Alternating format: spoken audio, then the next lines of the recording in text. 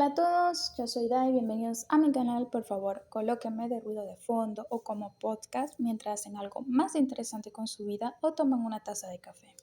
Hoy hablaremos de Foasia Fuad, la Venus de Egipto. Quiero pedir de antemano disculpas por la forma en cómo voy a pronunciar los nombres en este video ensayo, porque con certeza no le voy a atinar a ninguno. Terminado esto, comencemos. Foasia bint Fuad nace el 5 de noviembre de 1921 en el Palacio Ras el Din de Alejandría, siendo la hija mayor del segundo matrimonio de Fuad I de Egipto con la reina Nasli Sabri.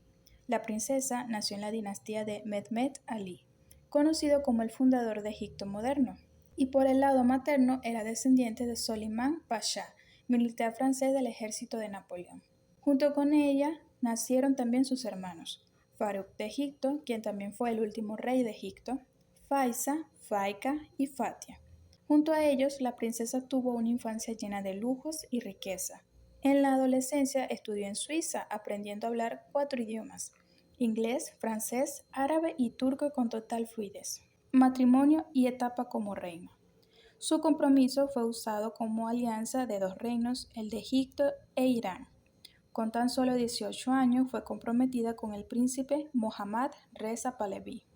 Ellos solo se habían visto una vez antes de la boda, que se terminó celebrando el 15 de marzo de 1939. Por desgracia, esta fue la peor etapa de su vida. La realeza persa era mucho más conservadora y estricta que la egipcia, sin saber hablar el idioma del país, solo pudiendo comunicarse en francés. Todo empeoró cuando en 1941 su esposo, tras el exilio de su suegro, gracias a la invasión anglo-soviética, subió al trono. Los deberes de la emperatriz aumentaron y junto con ellos las fricciones con la familia de su esposo, sobre todo su suegra y cuñada. Inclusive, una de estas últimas le rompió un jarrón en la cabeza. En 1940 había quedado embarazada de su hija Shahnaz Pahlaví, lo que aumentó su depresión. Gracias a las crecientes infidelidades nada discretas de su esposo, volvió a la entonces emperatriz en prácticamente una ermitaña, negándose a hablar en otro idioma que no sea el francés, a comer e inclusive a salir de su recámara. Se dice que su esposo hizo de todo para contentarla, pero ya el corazón de la emperatriz estaba roto. El 21 de septiembre de 1942 fue portada de la revista Life y el fotógrafo Cecil Beaton la nombró la Venus de Asia. Tras estas fotos, la prensa de Irán la comenzaron a llamar la emperatriz triste o la emperatriz de ojos tristes. Tras el gran quiebre mental, fue revisada por un psicólogo estadounidense, que la diagnosticó con depresión severa. Los rumores de las condiciones en que se encontraba la emperatriz llegaron a Egipto, por lo que su hermano envió a unos representantes para ver el estado de su hermana, a lo que ellos respondieron: está tan delgada que sus clavículas resaltan como las aletas de un pez. Por lo que enseguida Farouk, en 1948, mandó a traer a su hermana, quien enseguida comenzó a recuperarse. La corte egipcia emitió el siguiente comunicado. Cito: el clima persa ha puesto en riesgo la salud de la emperatriz Foasia y se ha concordado que la hermana del rey se divorcie. Al inicio la corte persa se negó, así que para ellos aún no estaban divorciados. No fue hasta el 17 de noviembre de 1948 y tras 9 años de matrimonio que finalmente Foasia consiguió el divorcio, pero con una condición: su hija no saldría de Irán, por lo que no podría verla hasta que la niña tenga la mayoría de edad, y que fuera la misma Shahnaz que quisiera verla, por lo que Foasia no le quedó de otra más que aceptar estas condiciones, para evitar una guerra y mantener la paz entre las dos naciones. Así fue como Foasia volvió a ser la princesa de Egipto. Foasia de vuelta en Egipto.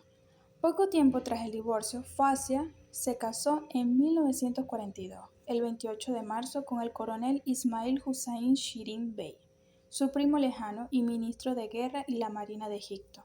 Tuvieron 2 hijos, Nadia en 1950 y Hussein en 1955. La princesa volvió a sonreír y a dejarse ver en público, ayudando a diversas causas benéficas en pro de las mujeres. Aunque esta etapa fue muy feliz para Foasia, aún así la tragedia la estaba persiguiendo. Tragedias. El reinado de su familia acabó el 26 de julio de 1952.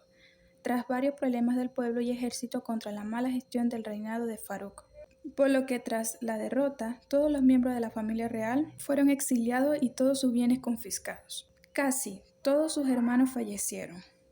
Farouk I de Egipto murió el 18 de marzo de 1965 con 45 años y 3 de sus 4 hijos también fallecieron. Fatia Ghali, 10 de diciembre de 1976, con 45 años y una de sus 3 hijas falleció. Faiza Fuad Rauf falleció el 6 de junio de 1994, con 70 años. Faika el 7 de enero de 1983 con 56 años y Foakia, media hermana por parte de padre, falleció el 8 de febrero de 1974 con 76 años y su único hijo también. Su esposo Ismael también falleció el 14 de junio de 1994 con 74 años y después de 45 años de matrimonio, pero el golpe más duro fue el fallecimiento de su hija Nadia con 58 años. Últimos años de vida. En la década de los 70 se les otorgó los permisos para volver a Egipto, y ni ella ni su esposo salieron del país. Solían visitar Suiza, donde reside su hija mayor, la princesa Shanaz, con quien tenían una buena relación.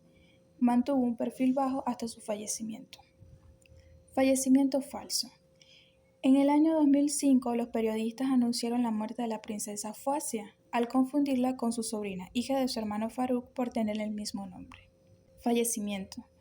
Fausia falleció el 2 de julio del 2013, a los 91 años. Fue incluida en el panteón de las mujeres más bellas del siglo XX. Fue enterrada en El Cairo junto a su esposo Ismail. Conclusión. Fausia fue el ejemplo vivo de la resiliencia. Se divorció y renunció al título de emperatriz por el bien de su salud mental, en una época en la que estaba muy mal visto que las mujeres tomaran la iniciativa en el divorcio. Perdió la oportunidad de ver crecer a su hija, lo que es un recordatorio constante de las luchas históricas de las mujeres por sus derechos maternos, y la pérdida de su reino junto con casi todos sus familiares. También la afectó, pero siguió adelante hasta su último día de vida.